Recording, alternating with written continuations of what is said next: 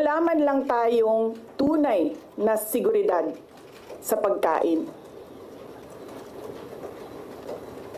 Patawad kung may nagkakasakit at binabawian bigla ng buhay dahil sa kakulangan ng maayos at epektibong healthcare system. Hindi ako kailanman natakot sa pagsira nila sa pangalan ko. Ngunit, may takot ako para sa ating mga anak. May takot ako para sa susunod na henerasyon.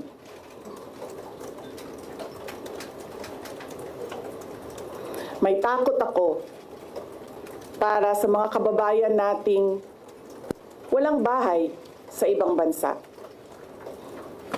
Walang pangalawang pasaporte,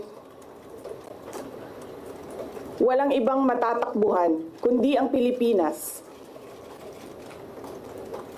Kahit ito'y patuloy na nalulugmok sa kahirapan.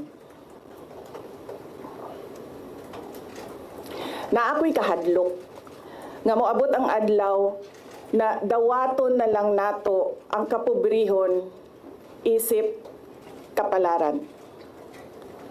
Nga maanad na ta sa sayop, nga mawad-an na lang ta og paglaom. Og labaw sa tanan na ako'y kahadlok,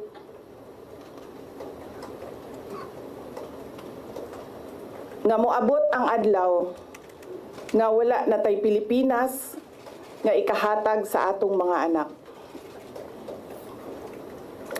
I cannot kneel before each and every Filipino to beg for forgiveness. Instead, I offer my life, my strength, and my future in the service of our nation. Mga kababayan, ibalik natin ang tapang at malasakit para sa Diyos, sa bayan, at para sa bawat pamilyang Pilipino. Ako si Sara Duterte, tatakbo bilang Pangulo ng Pilipinas. Syukran.